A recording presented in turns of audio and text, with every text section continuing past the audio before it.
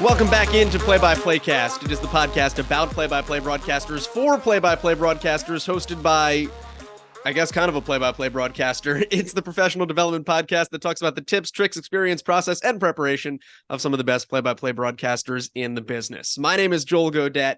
That is Biko Skalla. He is the voice, not even the voice, the broadcast entertainer. We have to get the titles official, right?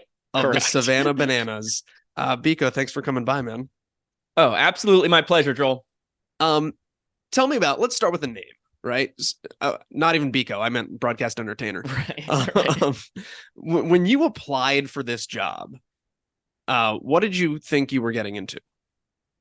Really had no idea. So I didn't know what the Savannah Bananas were. After graduating from Syracuse, I was at MLB Network behind the scenes for a couple years and had done some broadcasting during my time at Newhouse and really wanted to get back into that. So was just looking out to the world, trying to stay in the Northeast.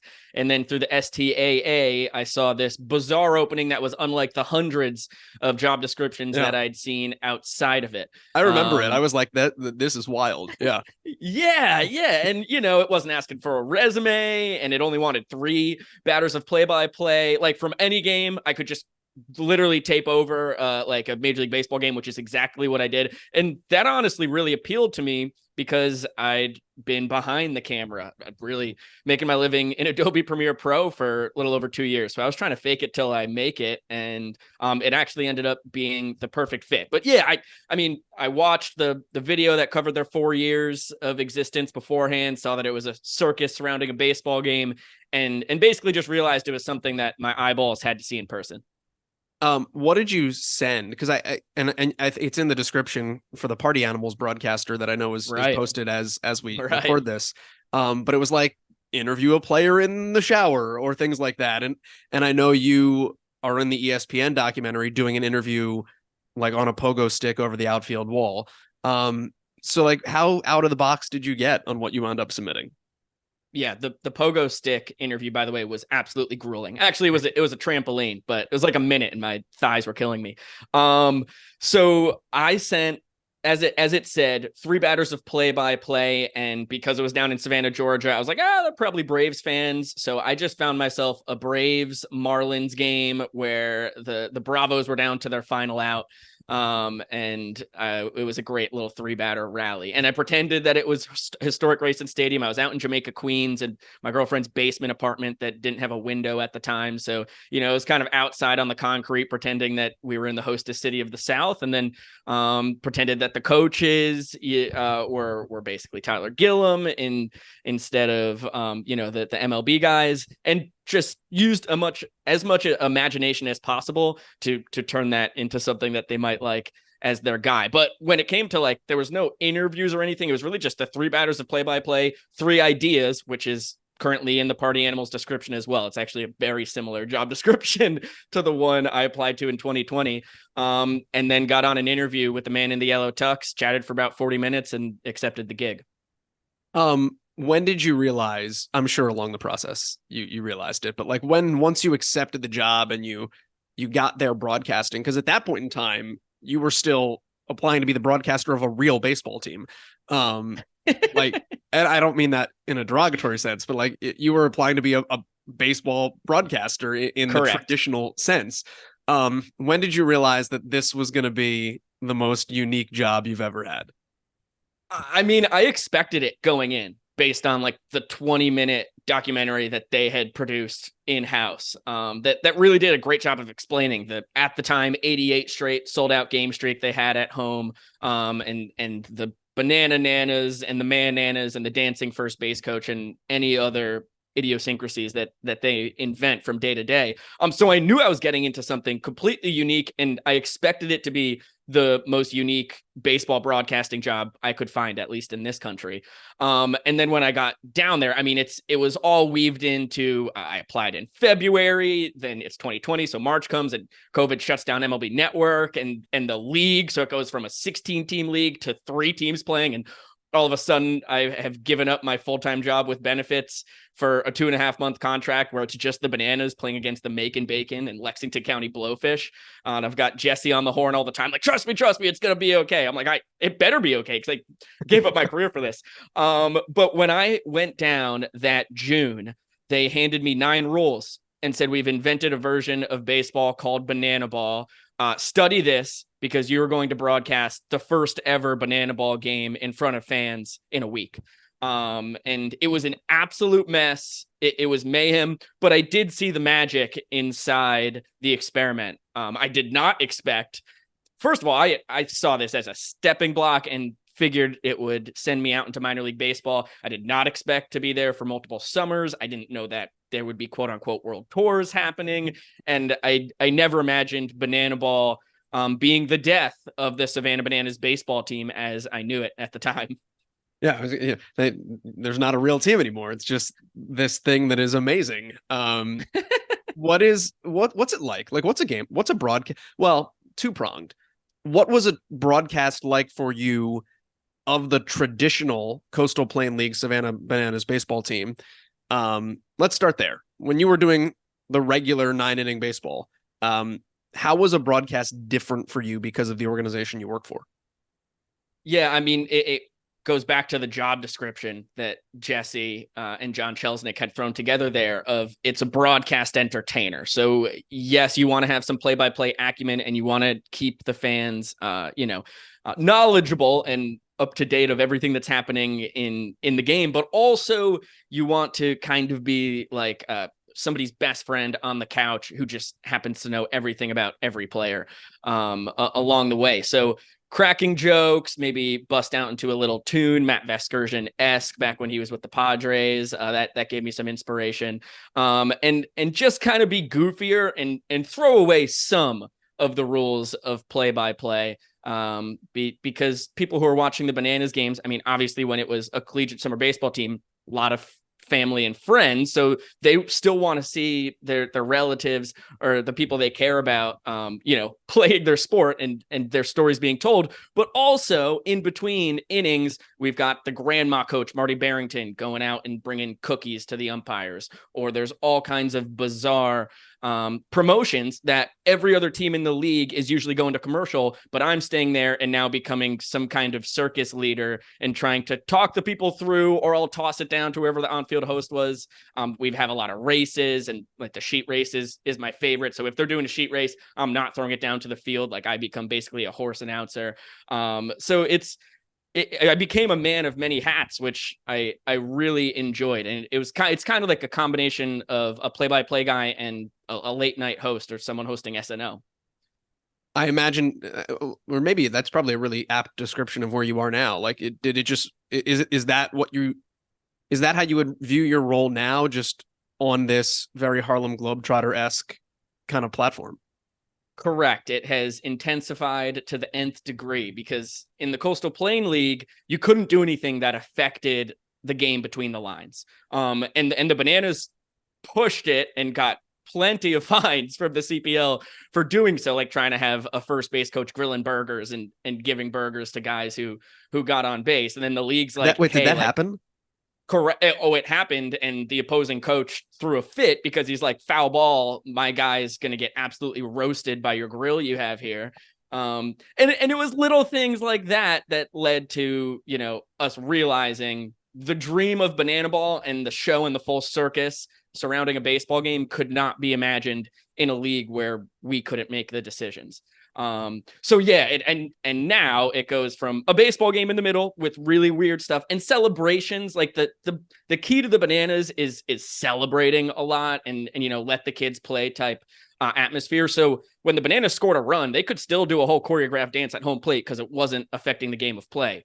But now in Banana Ball, they can do a whole choreographed dance on the mound and a balk isn't going to be called, and they can throw a pitch from center field, or they can have stilts on the mound. Obviously, nobody's playing in stilts in the CPL, and all the other shenanigans that come with it. What's that like for you from a broadcast standpoint? Because there's an element of what's coming, right? So you're not necessarily broadcasting with a blank page because the bit that's about to happen. and you're playing the game to make it entertaining for the viewer. What's the blending of those lines? Yeah, there's a pinch of WWE in what I do, for sure. Like there's a little acting. I'm not an actor, but when I know something's gonna be our big moment of the night, whether it's Brian Kellogg, a Canadian on the mound, taking out a hockey stick and trying to flick a ball in from the rubber, or he's getting a ball delivered from a drone 100 feet above his head, or Kyle Lugs is getting his hand and a baseball lit on fire. Like I'm thinking about that. I'm thinking about what my call might be. But then also going back to the ball on fire, it happened in our first game of the year in West Palm Beach last year. It did not light on fire the first time they tried it. So, I've got a big call. I'm fired up. Like this is one of our moments that we want to post out on all of our social medias. And then, Jackson Olsen is there lighting it up and I'm getting riled up and I'm like, get ready for nothing. And then there's also a lot of things that the entertainment and marketing team have planned that either they keep me out of the loop because they do want an absolute honest reaction, or there's just so many other things going on in my day-to-day that I miss it and I'm completely surprised. And that also leads to me calling a celebration from Ferris Bueller's Day Off, something from Risky Business, or Mrs. Doubtfire. Like I am still making honest mistakes about whatever shenanigans are happening on the field. But yeah, it's a very interesting amalgamation of the game in the middle of Banana Ball is always real and both teams always really want to win. So that still gives me my spontaneity and actually I'm still a broadcaster and not just on here knowing everything that's going to happen, but also some of the celebrations and nonsense that goes on. I'm also just as surprised as anybody watching at home. Has that WWE-ness made you a better broadcaster? I think so. I mean, it's made me a more well-rounded broadcaster for sure. I mean, it's just a different skill set that I've had to develop outside of the traditional preparation and going to try and call a good ball game, and where I definitely feel a lot more confident on the scripted side of television, or actually hosting shows or moving on into, I've hosted some random events like Extreme Machines and nonsense. And I feel a lot better going into those types of environments because I've experienced the randomness and the odd things that you see on a nightly basis in Banana Land.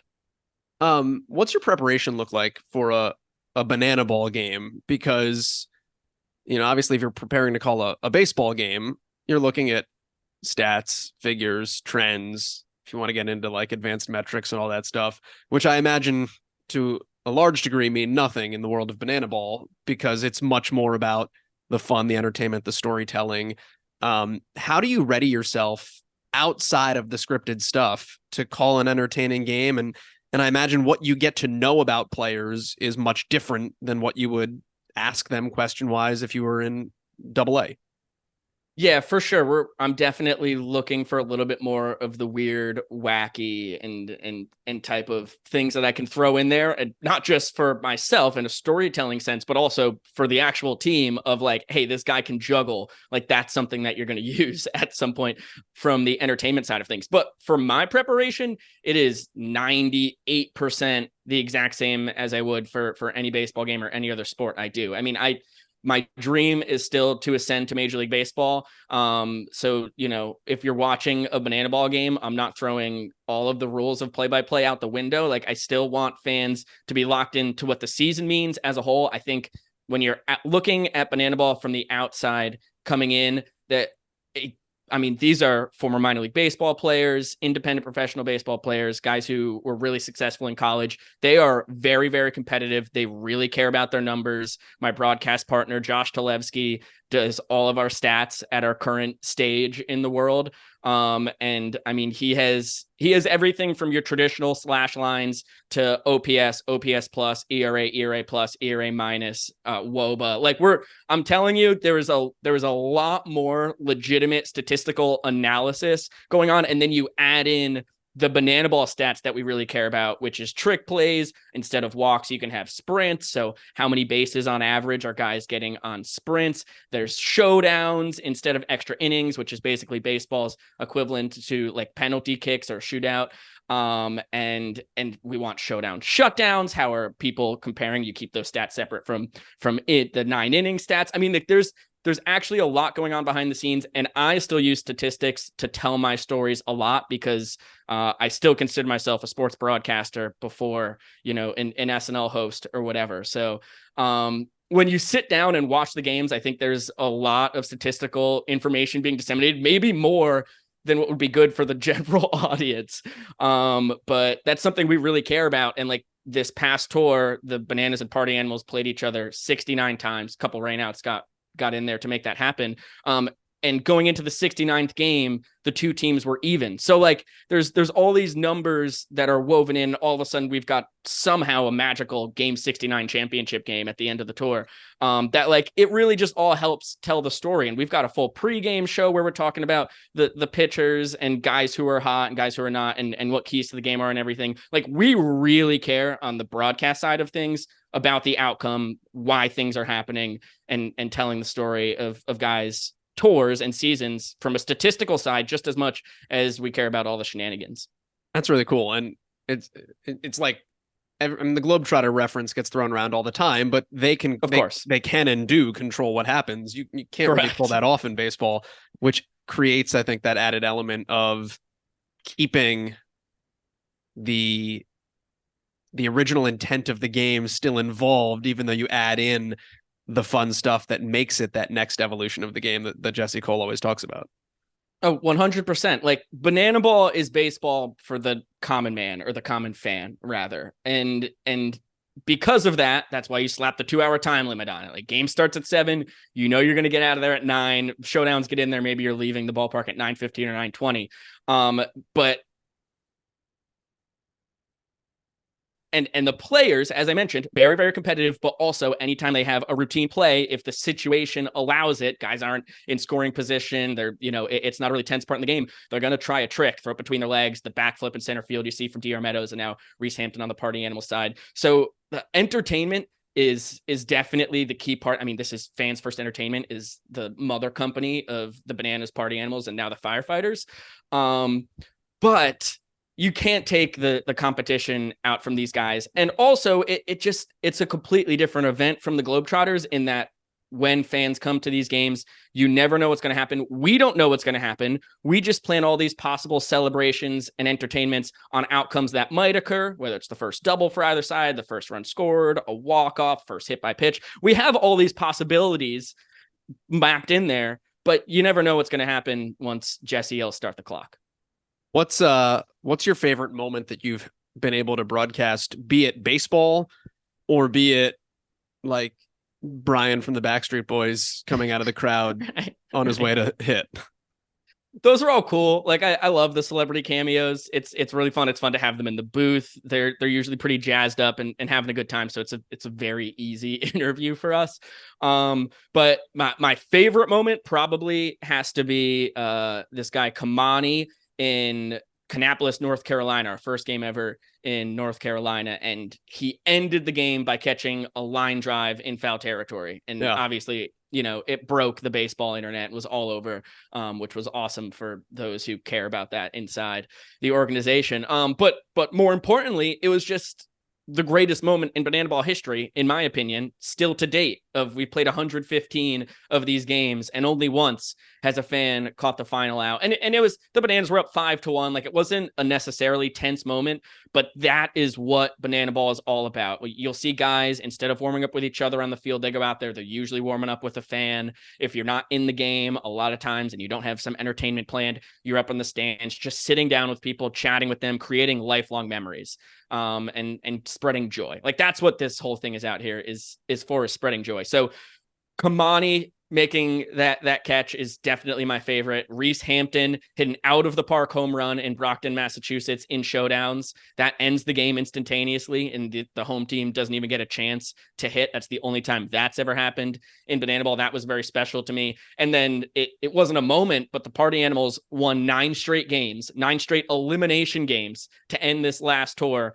6 of them, I believe, maybe even 7, were complete games. And before that, there had never been a 9-inning complete game thrown in banana ball history. And now in games 106 106 through 115. All of a sudden there were like 6 of them. So like the game evolves. That is very special, important to me. It was like they did what the Boston Red Sox did in 2004 twice and then added another game on top of it. The fact they won 9 straight elimination games was literally the craziest thing I think I've ever actually seen in sports. So there's a lot of things that fire me up about Banana Bowl, and I could wax poetic all day, but those are the first 3 that really come to mind. Don't bet against my guy Jake Skoll, former Myrtle Beach Pelican. Yeah. Yeah. I loved, like, when I first looked at rosters, I was like, I know that guy. That guy was on a team that I worked for. Tell me about the North Carolina foul ball deal, though. And I mean that from a broadcast standpoint, because I feel like when you're broadcasting minor league baseball so often, it's just like swing and that one's flipped over to the stands left side. The count's 0-2. Like, you have to be, I imagine, on your toes in a much different way than a traditional baseball broadcaster is. Oh yeah, you cannot, any ball in foul territory, no matter where it's heading, you've got to be locked in, tapped in. Like, one of the most important parts of my job, especially because it's tough for cameras to. So you can't see them ball. Always, can you? Correct, and oh my gosh, some stadium, the booth location is not good for. That's going to get really hard with all the major league parks.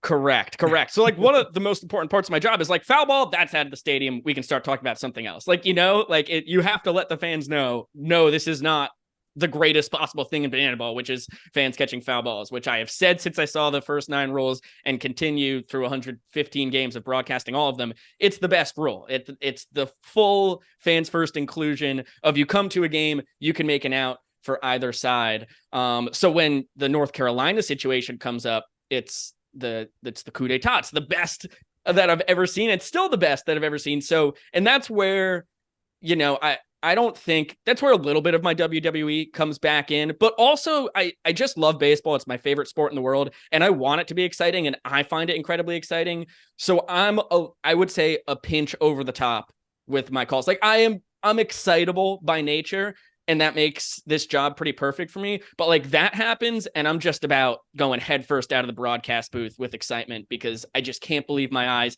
And now I'm like, this rising 9th grader just made the play of his life.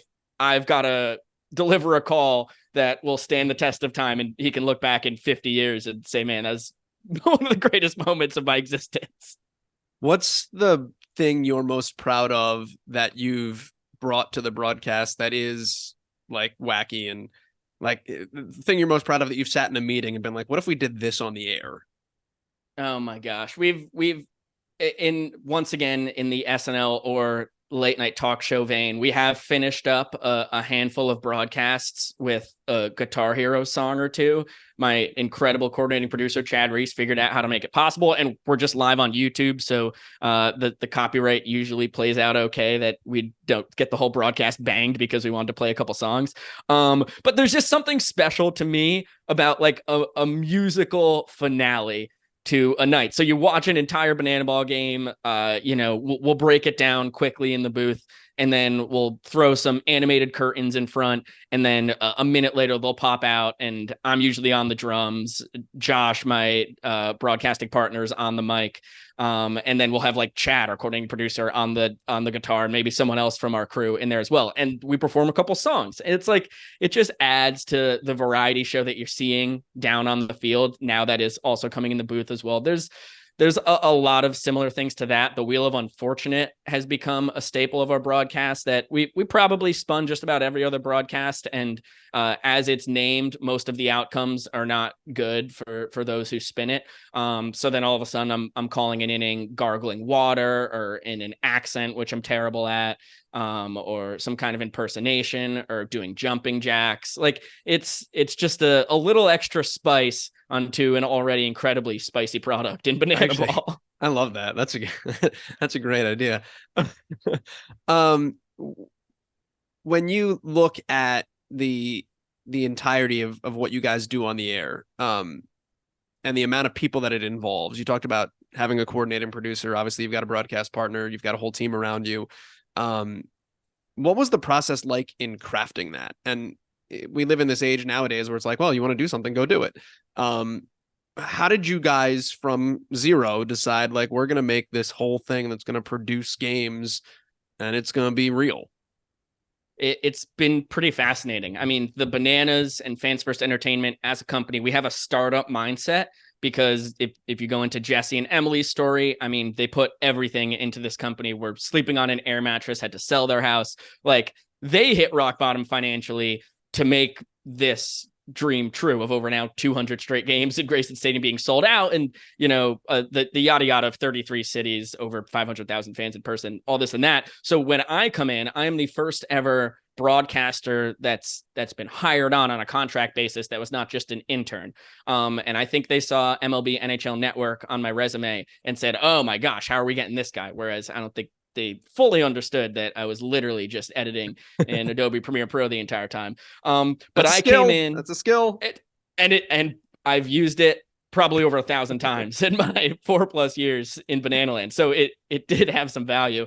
But I come in and, they're just using tiny little handheld cameras. An iPad is like the entire control room.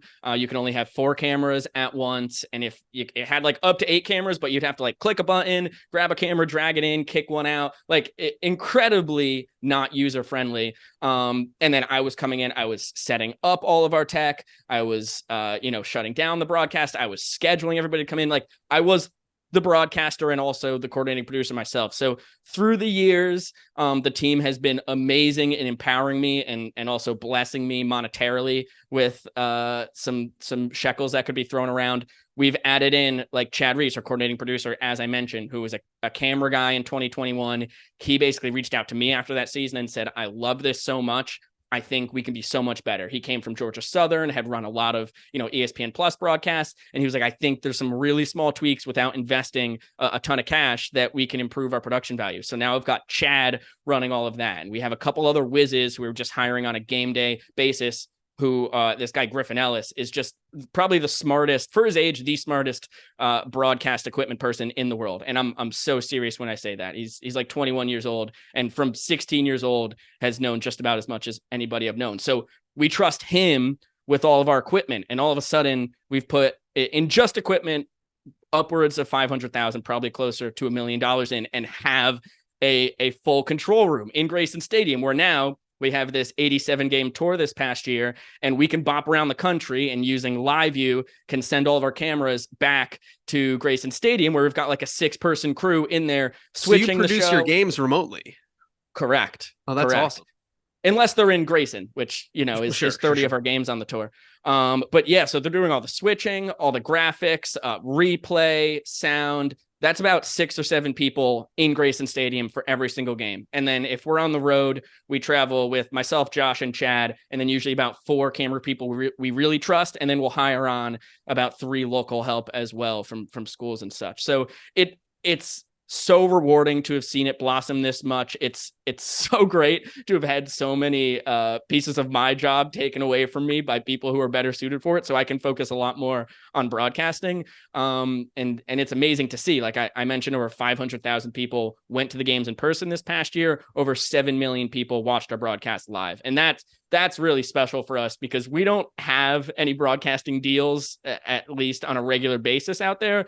So we mostly just hemorrhage money from the company and just show that, hey, but look at all these eyeballs. Like 14 times the people got to watch the broadcast and all of these games because we were doing them on YouTube. And there's certainly some unimaginable value to that. At least that's what keeps getting us paid. Well, I was like, somebody's putting a value on it. Yeah. Correct. And now you're doing it twice as many times with the party animals and the firefighters, and you're getting multiple tours, right? Correct. Yeah. So, I mean, like the Bananas tour is still like the 8 months from early February to mid-October. That is the main ticket. And then for a couple months in there, the party animals will host their own games, which basically anytime the party animals are playing a team that's not the Bananas, it's a party animals home game, which we had 3 innings of this past year against a team from Australia, the Aussie Drop Bears. And it was 3 of the most fun innings of my broadcasting career. And then that leads into us now hiring a party animals broadcaster, because there's a bunch of times where they'll be at home or they'll be on the road and the Bananas will be, vice versa. So Yeah, it's really special to get to see the Empire grow, and now the Firefighters are a new team that we are adding in, and they will be playing in Nats Park, so they get a Major League Baseball game. They're going to play a lot of games against the Party Animals as well. I think they basically got 19 games on the schedule. And trying to build this up to what we very publicly hope will be a league around 2026, about 8 teams, and Banana Ball.